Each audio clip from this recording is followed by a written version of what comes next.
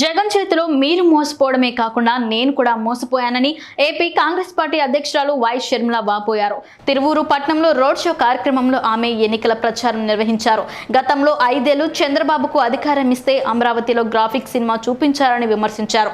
జగన్ను నమ్మి ఓటేస్తే మనకు రాజధాని లేకుండా చేశారని ఆమె ఆరోపించారు. ఓటు మీ ఆయుధం, జాగ్రత్తగా ఓటు వేయండి అని కోరారు. చంద్రబాబు గారు 5 సంవత్సరాలు ముఖ్యమంత్రిగా ఉన్నారు. హైదరాబాద్ నేనే కట్టాను అన్నాడు. ఇక్కడ బ్రహ్మాండమైన రాజధాని కడతానన్నాడు. సింగపూర్ను తలపిస్తానన్నాడు. తీరా అధికారం ఇస్తే 5 సంవత్సరాలలో ఏం చేశాడు? 3D గ్రాఫిక్స్ ఒక సినిమా చూపించాడు. అమరావతి లేదు, భ్రమరావతి ఇచ్చాడు చంద్రబాబు గారు.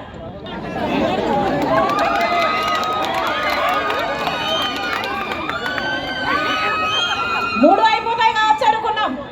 మూడిట్లో ఒకటైనా అయిందా? ఒకటి కాలేదు.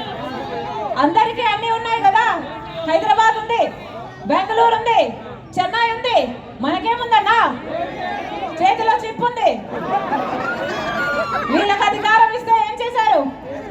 చేతిలో చిప్ ఇచ్చారు. అందుకే చెప్తున్నా, ఓటు అన్నది మీ చేతిలో ఉన్న ఆయుధం.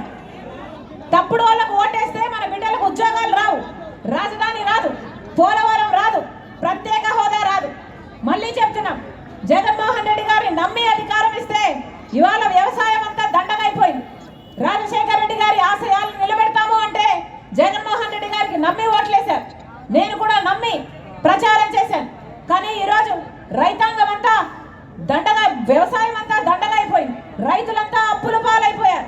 ఏం చెప్పారు జగన్మోహన్ రెడ్డి గారు? 3000 కోట్లతో ఒక ధర స్థిరీకరణ నిధి ఏర్పాటు